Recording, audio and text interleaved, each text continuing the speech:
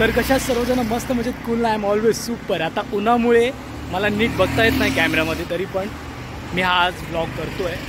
तर आता आहे मी इथे समर कॅम्पसाठी आलो आहे. इथे रजनी कला स्टुडिओ इथे आलो आहे मी आता.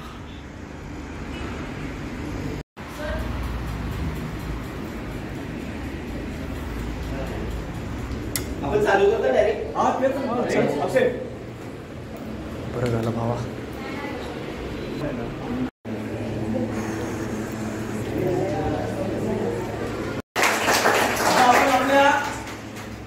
कॉम्पिटिशनला आपण सुरुवात करीत आहोत. ओके चला ग्रुप 1 पहिला.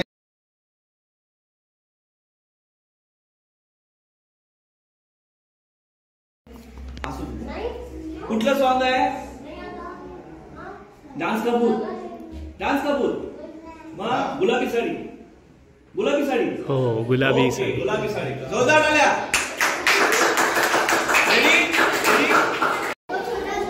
सेकंडला प्रिन्स यादव. तुझं कोण आहे? प्रिन्स. थर्ड घ्या मग. लहान मुलांचं समर कॅम्प होतं, त्यामध्ये डान्सिंगवाला पार्ट होता आणि त्यासाठी आम्ही थोडं गायडन्स आणि लहान मुलांचं जजिंग करायला आलो होतो. तीच ॲक्टिव्हिटी चालू आहे आता. प्रणित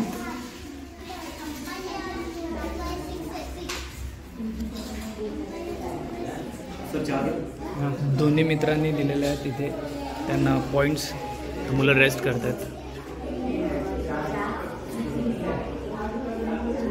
दिनेश दादा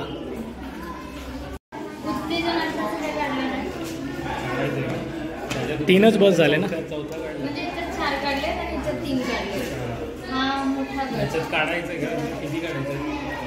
आपला जो डान्सचं कॉम्पिटिशन झालं काल ऍक्टिंग आणि क्राफ्ट आणि पेंटिंगचं होतं.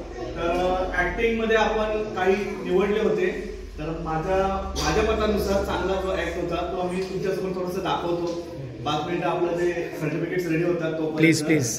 तर माझी रिक्वेस्ट आहे तीर्था आणि स्वरी, तुम्ही तो ऍक्ट पुन्हा एकदा करून दाखवायचा आहे सेम. एंड इसके बाद आपको भी करना है. ओके जो आपने जो सोलो किया था, ठीक है अपना एक सोलो. सर्वांनी बोला गाना.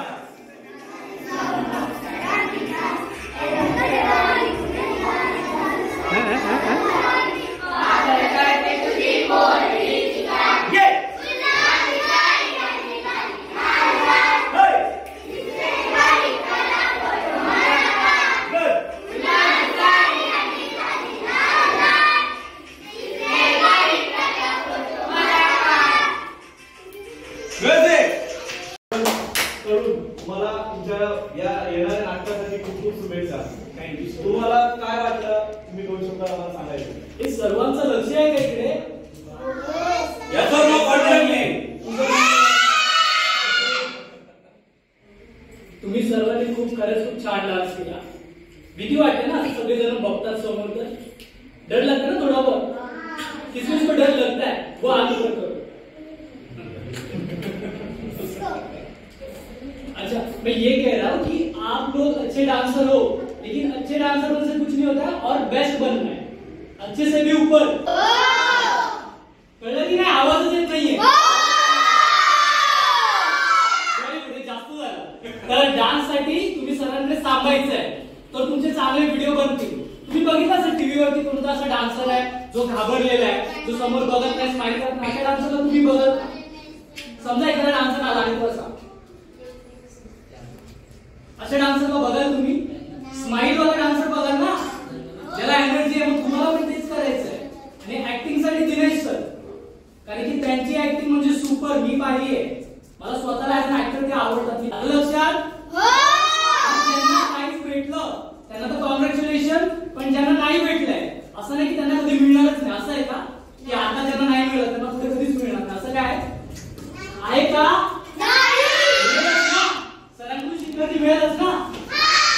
आता तुम्ही एन्जॉय करा आणि थँक्यू सो मच आम्हाला चांगले परफॉर्मन्स दाखवण्यासाठी. थँक्यू.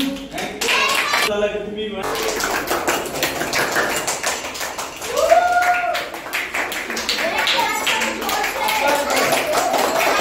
मात्रे. अरे वाह.